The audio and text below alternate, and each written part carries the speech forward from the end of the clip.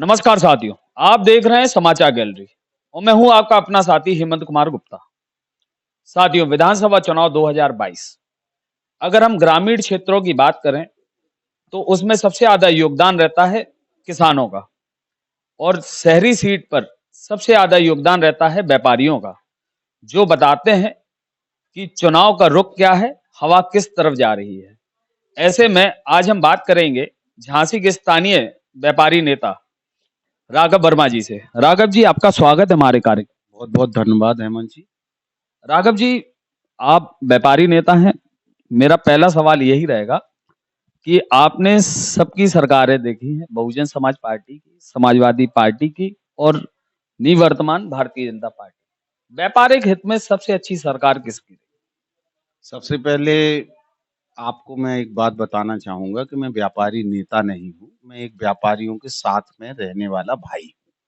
तो व्यापारी नेता तो नहीं, व्यापारियों के भाई कहें आप। और रही बात सरकारों की, तो मैंने बीएसपी भी देखी है, समाजवादी पार्टी की भी देखी है और बीजेपी की भी देखी है।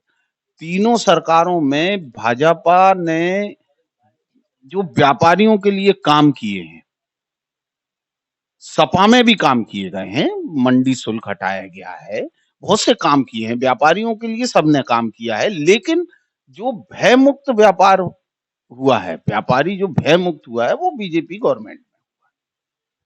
तो भारतीय जनता पार्टी की सत्ता में जो जीएसटी लागू की गई, जिसका व्यापारियों ने विरोध किया, आपके व्यापारिक संगठनों ने विरोध किया, नोटबंदी हुई, उसका हुआ, आप सराफे से जुड़े रहे, आपको ये भी अवगत होगा कि 1 से 2 माह तक सराफा ही बंद रहा। तो फिर आप कैसे न्याय संगत मानते हैं इसे? देखिए ऐसा है, अगर जीएसटी लागू नहीं होता, तो जिस तरह से अन्य कर चल रहे थे, आपने इसका एक बहुत अच्छा पहलू नहीं देखा जीएसटी का। जीएसटी जब से लागू हुआ है, तब से ये जो टैक्स चोरी का धंधा होता था, वो खत्म हो गया। टैक्स चोरी का धंधा खत्म हो गया, व्यापारी एक नंबर में काम करने लगा। और जो टैक्स चोरी कौन करते थे, वो व्यापारी नहीं थे, वो लोग तो बस उनका काम ही टैक्स चोरी के, इस इधर से माल लाए, एमपी से लाए, यूपी में फेंक दिया, यूपी से ले गए कहीं और फेंक दिया, तो वो अलग बात था। लेकिन सबसे महत्वपूर्ण बात ये है कि जीएसटी जब आई, तो उससे थोड़ा, जीएसटी का हम लोगों ने विरोध किया, बिल्कुल ठीक बात है, लेकिन जीएसटी को विरोध अगर नहीं करते तो जो 500 संशोधन हुए वो नहीं होते। संशोधन पे तो बाद में हुआ, जब जीएसटी लागू हुई, जब उसमें संशोधन नहीं हुआ, आपने शुरुआत में ही उसमें विरोध किया है, मैं वो पूछ रहा हूँ। नहीं नहीं, आप जीएसटी लागू होने के बाद केवल उनके जो कार्यकलाप थे उसका विरोध था, जीएसटी का विरोध कभी नहीं। सराफा बंद रहा 2 महीने, वो जीएसटी के विरोध में नहीं रहा, किसके विरोध में रहा? वो था एक्साइज ड्यूटी के विरोध में। तो एक्साइज ड्यूटी बढ़ा रहे थे, लेकिन वो फिर नहीं बढ़ाई गई। जीएसटी का सीधा असर किस पर पड़ा?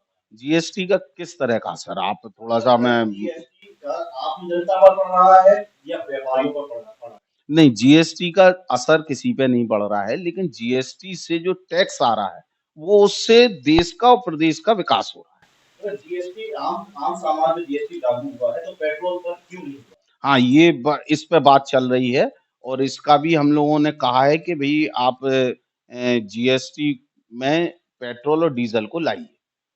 क्या कारण है, क्यों नहीं आ पा रहा जीएसटी में, क्यों लागू नहीं किया जा रहा? नहीं, अब इसके तो थोड़ा-सा पेचीदा मामला है ये, तो ये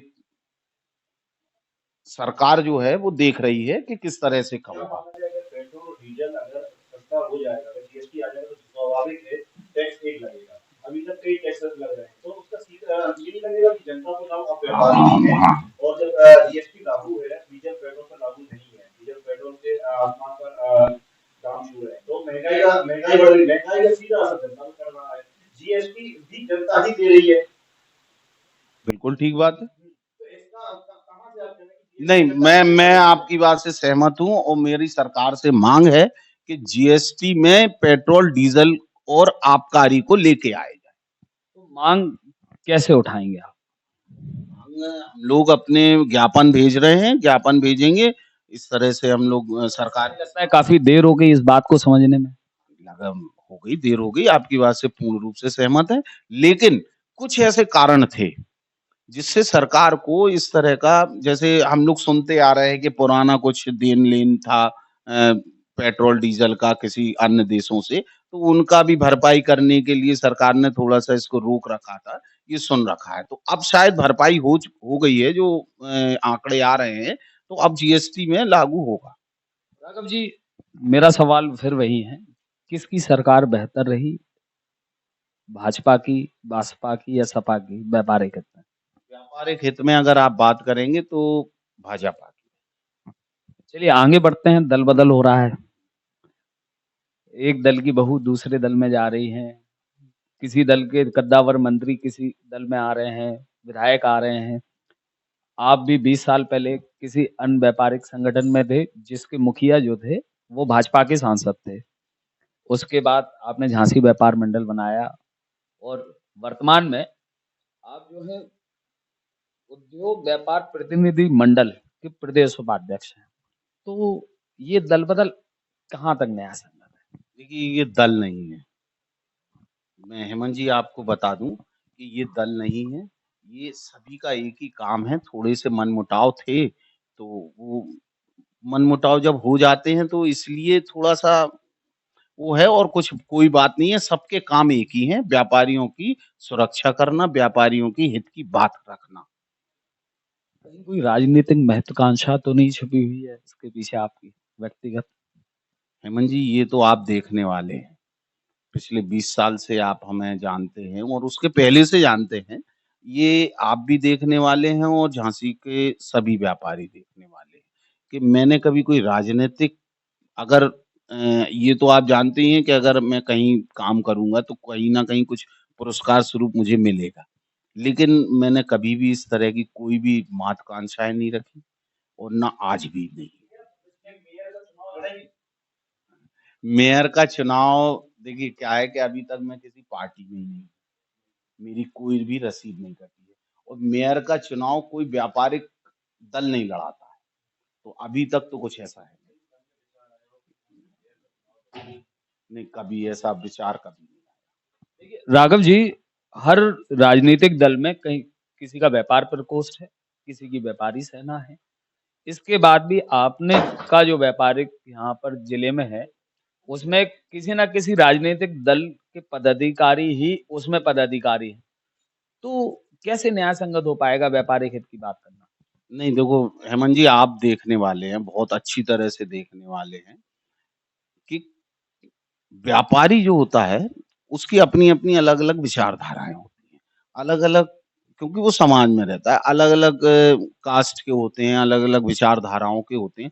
लेकिन जैसे ही वो व्यापारी उसमें आते हैं कि व्यापार मंडल के किसी भी व्यापार मंडल के, ये नहीं कि हमारे ही व्यापार मंडल के, किसी भी व्यापार मंडल के उसमें आते हैं, तो वो केवल व्यापारी हित की बात करते हैं और ये आप देखने वाले हैं। आपके जितने भी व्यापारिक मंडल अगर हम झांसी जिले में बात करें, सब अलग-अलग भागते हैं। कभी कोई विरोध होता है तो कोई शटर खुलवाता है, कोई शटर बंद कराता है। जब आप ही लोग एक प्लेटफ़ॉर्म पर नहीं आ पा रहे हैं, तो फिर आप व्यापारिक हित की बात कैसे कर पाएँ? नहीं, कहीं-कहीं मिसअंडरस्टैंडिंग हो जाती है, लेकिन व्यापारी हित की बात ही होती है। कभी-कभी क्या होता है कि किसी की राजनीतिक महत्वाकांक्षाएँ अगर व्यापारी नेता पर चढ़ गई, राजनीतिक महत्वाकांक्षा, तो वो बहुत खतरनाक होती है व्यापारियों के लिए। ऐसे व्यापारियों को समझना चाहिए, ऐसे व्यापारी नेताओं के लिए कि इनको हम अपना रहनुमा बनाएँ या नहीं बनाएँ, तो इन लोगों को समझना चाहिए व्यापारी। राघव जी, व्यापारी और बाज़ार जिसको कहते हैं, ब व्यापारी से ही बाज़ार है। वो बताता है चुनाव का रुख किस तरफ जा रहा है, हवा किस तरफ बह रही है। तो आपको क्या लगता है कि इस बार की हवा किस तरफ जा रही है? क्या रुख है? देखिए, झांसी की अगर बात करें, तो रवि भैया से अच्छा तो कोई नहीं हुआ और बाज़ार में भी ये बात चल रही है कि रवि भैया तो जीत गए, लेकिन बस कितने अंतर से उनको जिताना है, ये व्यापारियों में बात चल रही है। ऐसा नहीं लगता है कि जैसे चुनाव आते-आते आप व्यापारिक मंडल के वो कम रह गए हों, भाजपा के नेता अधिक बन गए हों? देखिए, आपने बात पूछी है, तो मैंने सत्यता बात बताई है। ये सत्य बात है, मैंने भाजपा की कोई बात नहीं की या भाजपा के किस मैंने भी व्यक्ति विशेष का नाम नहीं पूछा आपसे। आपने आपने भाजपा का आप मैंने पूछा हवा का रुख किस तरफ है, आप व्यक्ति विशेष का नाम आपने लिया, मैंने नहीं लिया। आपने पूछा हवा का रुख, तो मैंने सत्य बात को हवा का रुख बताया। तो और प्रत्याशी घोषित ही नहीं हुए हैं, कांग्रेस ने अपना प्रत्याशी घोषित नहीं किया है, बहुजन समाज पार्टी ने अपना प्रत्याशी घोषित नहीं किया है, तो आप एक तरफा बात कैसे कर सकते आज तारीख आप नोट कर लीजिए, क्या क्या तारीख है आज? 24 तारीख। और चुनाव कब है? 20 तारीख। जब इन लोगों ने अपने कैंडिडेट ही नहीं उतार पाए, तो ये चुनाव क्या लड़ेंगे? कैंडिडेट तो अभी पिछले 24 से 48 घंटे के अंदर ही उतारे हैं लोगों ने। नहीं, भाजपा ने पहले उतार दिया। कब उतारे? वही हो गए 3 दिन हो गए इस बात को। तो आगे की बात करते हैं। आप ये बताइए कि कोविड-19 भी चल रहा है, रात्रिकालीन कर्फ्यू भी लगा हुआ है, तो कैसे चुनाव में इस बार की व्यवस्थाएं रहेंगी, कैसा रहेगा चुनाव? चुनाव इस बार का बड़ा अच्छा लगेगा कि ना ज़्यादा शोर-शराबा होगा, ना ट्रैफिक जाम होगा।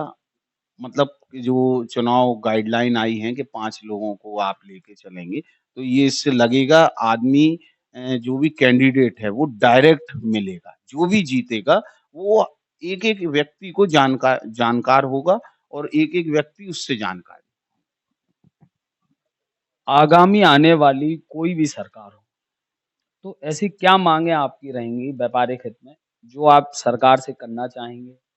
झांसी जिले के व्यापारियों के लिए आप क्या करना चाहेंगे? आप प्रदेश में भी हैं, जिले में भी व्यापार मंडल चला रहे हैं।